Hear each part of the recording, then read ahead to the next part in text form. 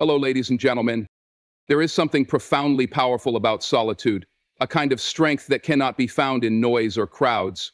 When you're alone, truly alone, no one calling, no one texting, no one clapping for you or checking in on your progress, what you're left with is the raw, unfiltered version of yourself. No distractions, no performances, just you. And that's where the real transformation begins. Most people run from being alone. They seek constant validation, constant connection, constant comfort from others. But when you remove the background noise, when you step out of the comfort of company, you begin to hear something deeper, that quiet voice inside, the one that's been drowned out by opinions, expectations, and fears. That voice is yours. And it's in solitude where you finally start to hear it clearly. Solitude doesn't weaken you, it forges you. Think about how metal is refined. It's thrown into fire, not to destroy it, but to strengthen it. Being alone is your fire. It's where your doubts rise to the surface, where your insecurities start shouting, where all the fears you've buried come up to challenge you. And that's the beauty of it, because once you confront them, once you wrestle with those inner demons, without the distraction of applause or support, you come out sharper, wiser, and stronger. When you're surrounded by people all the time, you can borrow their confidence, their energy, their drive. But when they're gone, what do you have left? That's where the real test is. Can you push forward without encouragement? Can you get up when no one's watching? Can you stay disciplined when there's no accountability partner standing over your shoulder? That's what solitude demands from you. The gym is empty at 5 a.m. The library is quiet at midnight. The studio is silent before the world wakes up. Success lives in those lonely hours. Growth lives in that silence. That's when the ones who are truly committed keep going. And it's not about proving anything to anyone else. It's about proving it to yourself, that you can stand up on your own 2 feet, that you don't need approval to have purpose, that you don't need company to have conviction. In solitude, you realize that your potential doesn't depend on your environment. It depends on your decision. Your decision to get up, your decision to try again, your decision to believe in yourself, even when no one else does. And when you make that decision over and over again, through the quiet, through the loneliness, through the uncertainty, that's when you become dangerous. Because now you're not fueled by recognition, you're fueled by mission. The world doesn't owe you encouragement.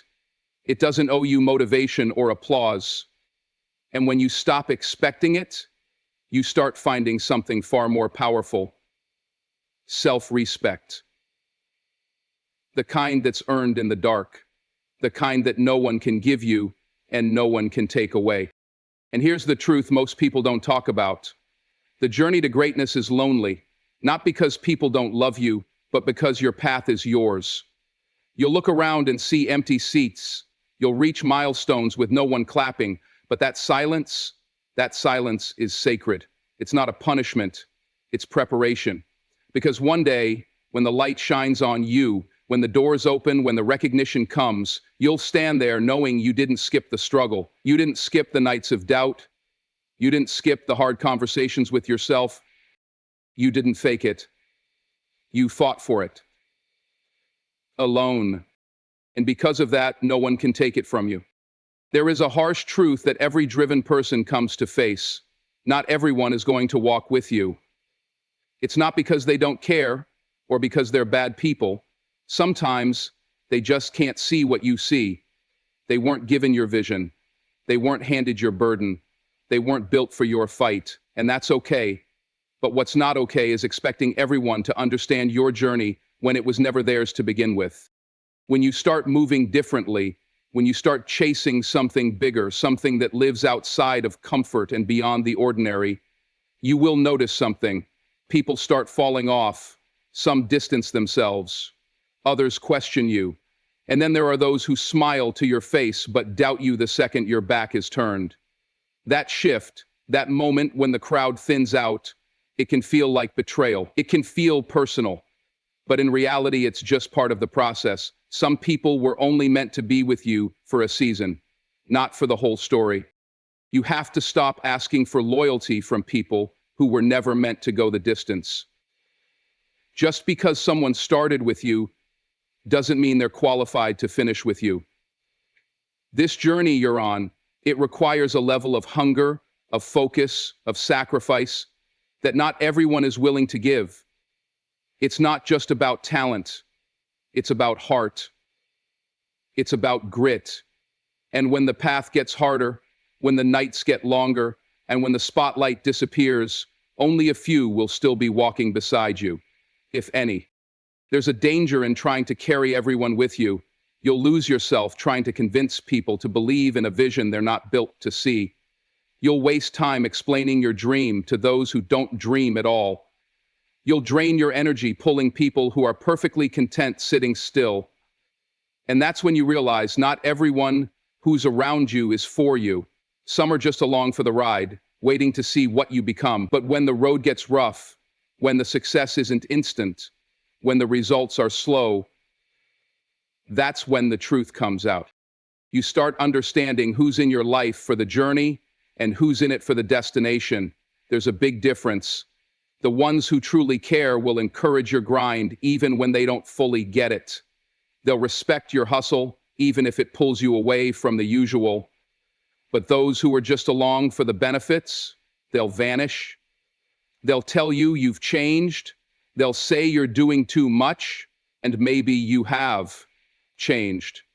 But maybe that change was necessary for where you're going. Walking alone isn't a sign of failure. It's a sign of focus. You're not being cold. You're being called.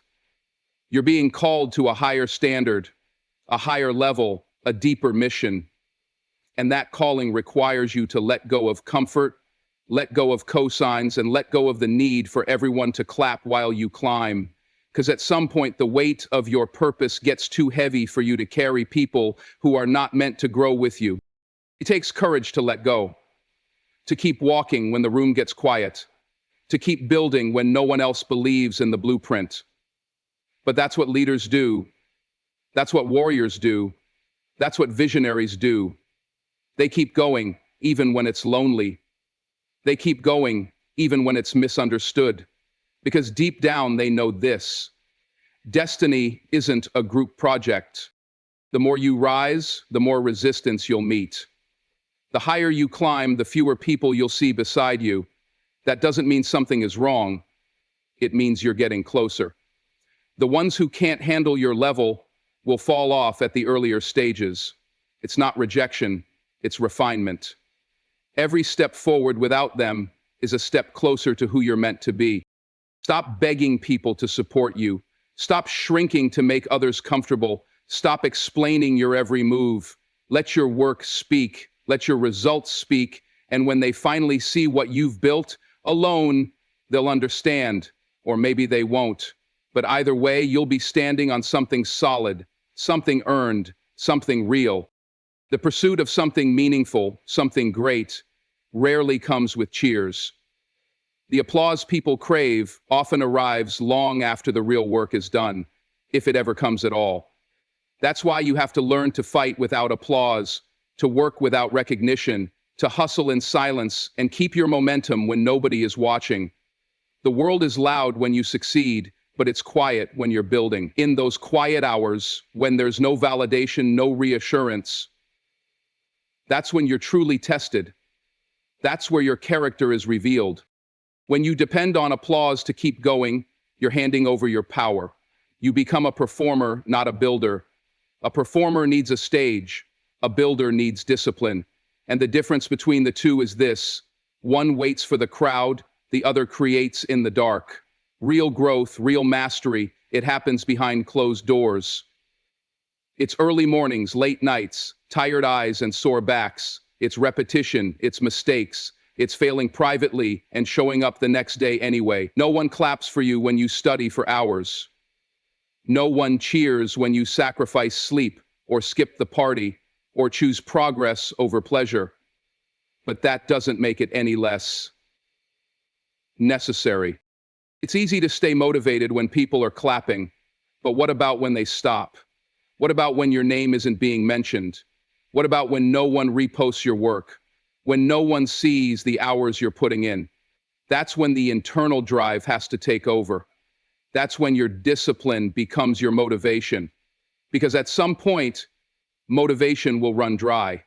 At some point, excitement will fade. But discipline, that's what keeps the engine running when everything else fails. You cannot afford to build your purpose on the applause of others. Applause is temporary, it's emotional, it's inconsistent. One moment you're a hero, the next, forgotten. But purpose, that's deeper. That's personal. That's spiritual. It's rooted in something bigger than likes, shares, or retweets. And when you find that kind of purpose, you don't need anyone to clap. The work itself becomes the reward. The progress becomes the prize.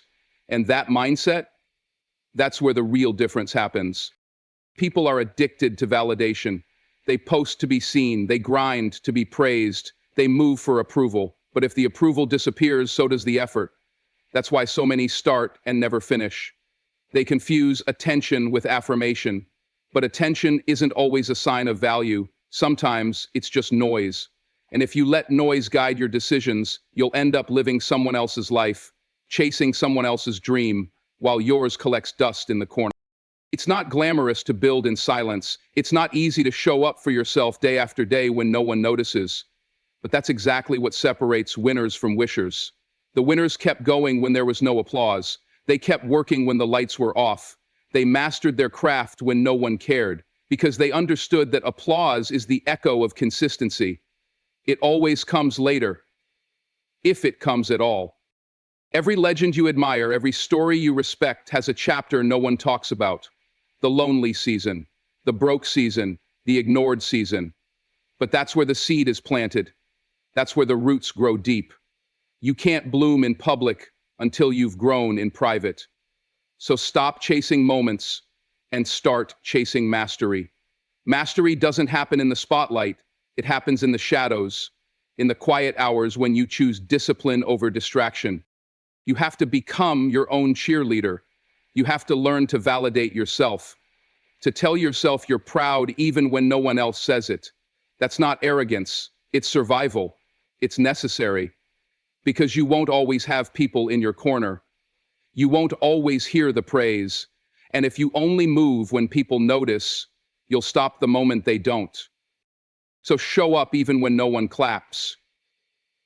Push yourself even when no one sees, and remind yourself, the applause doesn't make the work valuable. The work makes the applause meaningful. Rejection is one of life's most misunderstood teachers. Most people see rejection as a sign to stop, a wall too tall to climb, or a message that they're not good enough. But those who go the distance, the ones who rise above average, they see rejection differently. They don't see it as punishment. They see it as refinement. A necessary part of the process that strips away what's weak and leaves behind only what is strong. Rejection isn't the enemy. It's the fire that shapes you. When you get turned down, overlooked, dismissed, it hits you hard. It stings. Especially when you gave your best, when you showed up with your whole heart, when you believed in what you were doing. It feels personal, and in some ways it is, but not in the way you think. It's not that you're not worthy. It's not that you're not talented. It's that what you're becoming requires a stronger version of you, a more focused, more grounded, more resilient version. And rejection? That's the pressure that molds that version into existence. Think about the greatest breakthroughs in history, the artists, the athletes, the leaders. They were all told no at some point. They were told they didn't have what it takes. Doors were closed, phones went unanswered, crowds walked away. But they didn't stop, because they understood that rejection isn't a red light, it's a recalibration. It's the universe or God or life itself telling you, not this way, not yet, not with this mindset. And if you can take that rejection and learn from it instead of running from it, you'll find a deeper kind of growth than you ever expected. Rejection forces you to self-reflect. It forces you to ask tough questions. Was I ready? Did I prepare enough? Was my heart really in it? These aren't questions of shame. They're questions of sharpening. Rejection has a way of waking you up, of shaking the dust off your comfort zone, of pushing you into a new level of excellence. Because if everything came easy, you'd never evolve. You'd never stretch. You'd never dig deep and find the grit that only failure can reveal. And let's be clear, rejection is not always about your flaws. Sometimes it's about timing, sometimes it's about alignment, sometimes it's about protection. There are jobs you didn't get that would have killed your creativity, people you didn't end up with that would have crushed your spirit, opportunities you didn't receive because you weren't ready to carry their weight. But in the moment, all you saw was the no. You didn't see the mercy in the delay. You didn't see the preparation in the silence. But now, looking back, you realize it had to happen that way. You weren't being denied. You were being developed. Rejection builds resilience, the kind of resilience that doesn't break at the first sign of pressure, the kind that doesn't crumble when someone doesn't believe in you. You start to realize that other people's opinions aren't your truth. Their rejections don't define your value. And once you learn that, truly learn it, you become unshakable. Because you're no longer waiting on someone else to validate your dream. You validate it yourself through your persistence, through your effort, through your refusal to give up. What rejection really does is clarify. It clarifies what matters. It separates what you want from what you really want. When you get rejected and still want it, that's how you know it's real. That's how you know it's worth fighting for. If one no is enough to stop you, then maybe it wasn't yours to begin with. But if you keep knocking, keep improving, keep showing up, you're not just chasing something. You're growing into the person who can handle what you're chasing. Rejection humbles you. It reminds you that you're not entitled to success, not owed anything. And that's a gift, because humility keeps you grounded. It keeps your hunger sharp. It keeps you learning, observing, evolving. You stop expecting things to be easy. You stop waiting for perfect conditions. And you start moving with intention, with purpose, with a deeper appreciation for the grind. Most people fear rejection because they tie their identity to outcomes. If they fail, they feel like failures. But your outcomes don't define you. Your endurance does. Your ability to rise again, to keep believing in yourself even when nothing's going your way, that's what defines greatness. And rejection is part of that road. It's not a side path. It's not a mistake. It's a chapter. One you have to read fully if you ever want to reach the next level. There will come a moment in your journey when the silence gets loud, when the room is empty, when the support fades, when you look around for someone to say, "You got this," and no one's there. That's the moment when you either fold or rise. And the ones who rise, the ones who truly make it, are the ones who learn to bet on themselves. They don't wait for someone else to believe in them. They don't ask for permission to chase what's theirs. They don't need a cheerleader in the stands to give their all on the field. They become their own source of fire.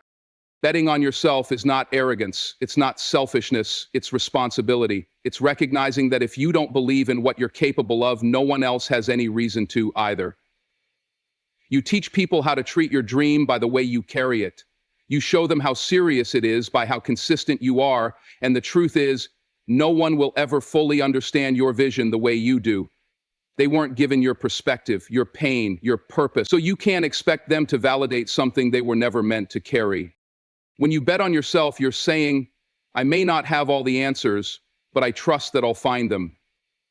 You're saying, "I may not be where I want to be, but I'm willing to do what it takes to get there." And that mindset, that unwavering decision to move forward no matter who claps or criticizes, is what separates the hopeful from the relentless. It's what takes a dream and makes it a mission. People will doubt you.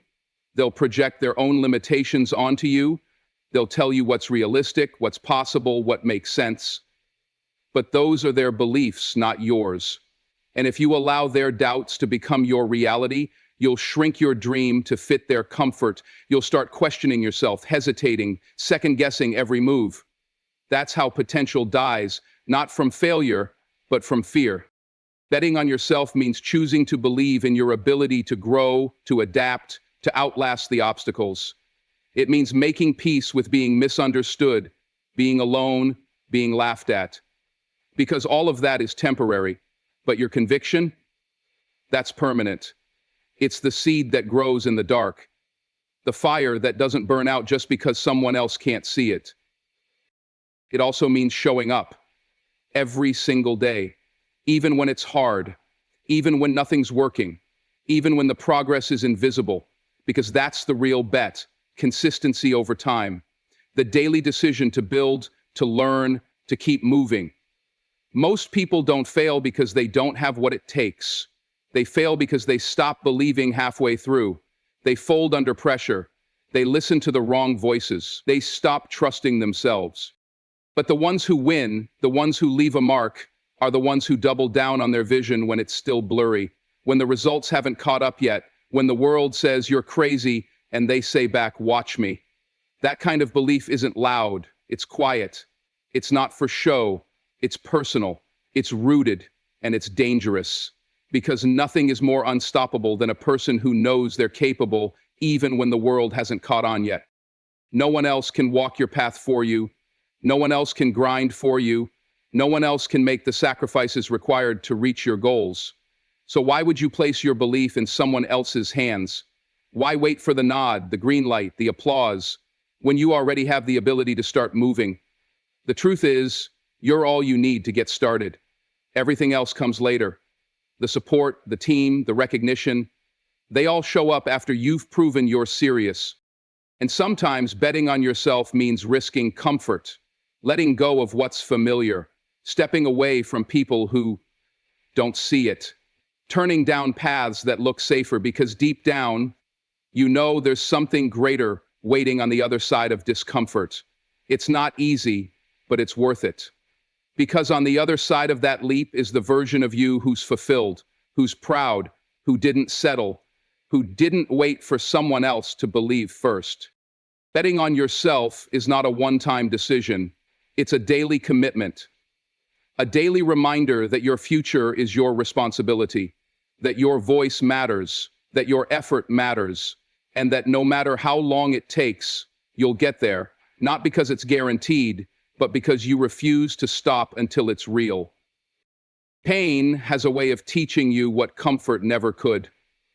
It strips away the illusions, the noise, the distractions. It leaves you raw, exposed, face to face with who you really are.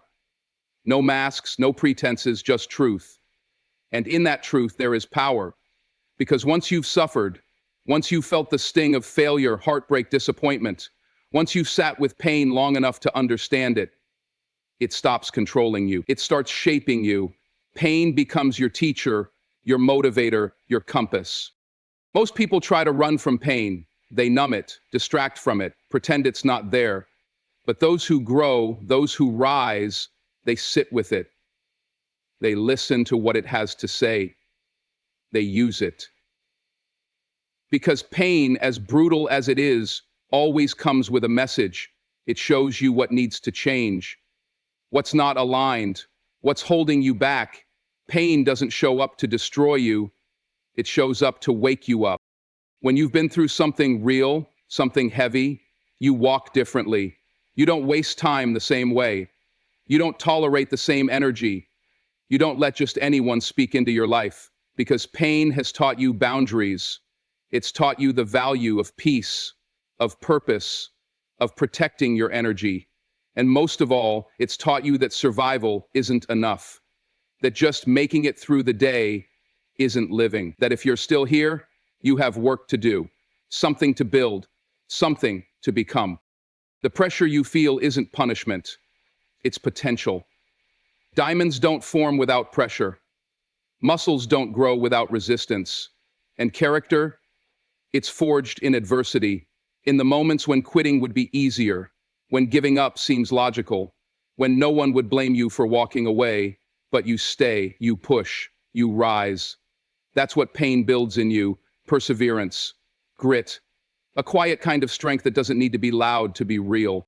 Pain also has a way of simplifying things. It helps you see what matters. The people who show up when it's hard, the values you won't compromise, the dreams that keep burning even when everything else falls apart. It clears the fog, cuts through the nonsense, and what's left is your truth, your calling, your next step. It might not be easy, it might not even make sense to anyone else, but it's real. And when you move from that place, from that clarity that only pain can bring, your steps become intentional. You stop wandering and you start building. There's a version of you on the other side of this pain that you've never met before, stronger, wiser, sharper, more focused. But you don't get to meet them without walking through what you're facing right now. That's why the pain isn't the end, it's the threshold, the door you have to walk through to access the next level of you. You can't skip this part. You can't numb it, ignore it, or shortcut your way around it. You have to feel it, you have to face it, and you have to let it refine you. You see, the goal is not to avoid pain, it's to master it. To understand that pain is a part of growth, not a punishment for dreaming big. If you're in pain, it means you're alive. It means you're stretching. It means you're engaged with something that matters. And the more you grow, the more you'll face. Not because life is cruel, but because purpose requires pruning. You don't get to carry dead weight into destiny. Pain removes what no longer serves you. Mindsets, habits, relationships, fears. And here's the thing. The pain that was meant to break you can become the foundation you build on. That moment when you were rejected, abandoned, broken, that's the same moment you found a strength you didn't know you had. That's when something clicked. You realized you could survive it, that you could rebuild, that you didn't need everything you thought you did. And once you've made it through once, you start to believe you can do it again. Not because you enjoy the pain, but because you understand what it unlocks. Pain is a test of identity. Will you let it define you, or will you let it refine you? Will you become bitter, or will you become better? Will you play small to avoid it, or will you step into the fire knowing it's shaping you into something stronger? These are the questions pain asks, and how you answer them determines the trajectory of your life.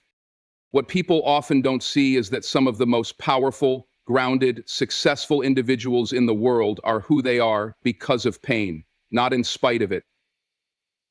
They turned their suffering into discipline, their heartbreak into hunger, their setbacks into standards, and they used it all, not as excuses, but as fuel, as evidence that they've been through the storm and came out more dangerous on the other side. Because once you've survived something that tried to destroy you, there's a calm that lives inside you, a kind of unshakable focus that says, if I made it through that, I can make it through this.